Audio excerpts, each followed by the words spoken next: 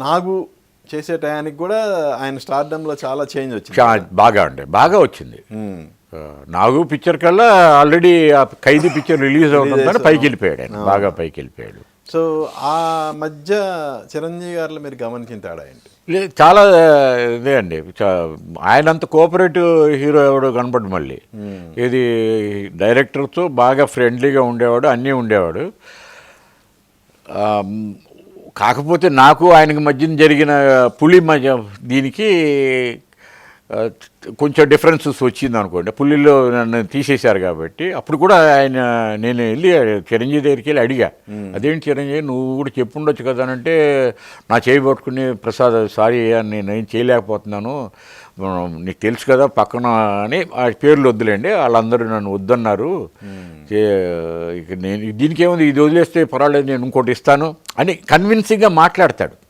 ఇస్తాడా ఇవ్వడా అనేది వేరు, ఇవ్వకపోవచ్చు అది వేరు, బట్ అట్లీస్ట్ ఫుల్ హార్టెడ్గా మాట్లాడే మనిషి చిరంజీవి. అది ఒక మనిషిని ఎట్లా కన్విన్స్ చేసి ఆ టైంకి ఆ మనిషిని కూల్ డౌన్ చేయడం అనేది ఆయనకు మించిన హీరో లేడండి. సో నన్ను అట్లాగే కూల్ డౌన్ చేశారు. చేసి నువ్వేం వరి అవ్వక, నీ పిక్చర్ పోతే ఏముంది, నేను హెల్ప్లెస్, ఇంకో పిక్చర్ మనం చేద్దాం అని చెప్పి కూడా చెప్పాడు. కానీ అది ఇంతవరకు కుదరలేదు, అది అయిపోయింది. అది కలుస్తుంటారా ఎప్పుడన్నా చిరంజీవి? ఏం లేదండి, ప్రస్తుతం ఎవరిని కలవడం.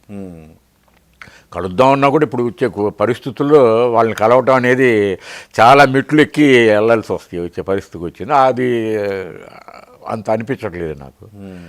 ఎక్కడైనా ఫంక్షన్స్లో ఎక్కడైనా కనబడితే ఎప్పుడైనా అప్పుడు కలుద్దాంలే, లేకపోతే వేస్ట్.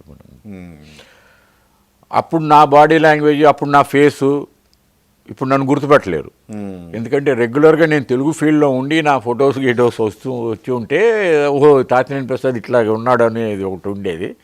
బట్ నాది చాలా గ్యాప్ వచ్చింది. తెలుగు ఫీల్డ్లోకి నేను చేసినప్పుడు టిఎల్వి ప్రసాద్ వేరు, ఇప్పుడున్న టిఎల్వి ప్రసాద్ వేరు, చాలా మార్పు ఉంది నాలోనే, నా మార్పు ఉంది, నేను చూస్తూ ఉంటాను. సో వాళ్ళు గుర్తుపట్టలేదు అనేదాన్ని కూడా నేను అనుకోను.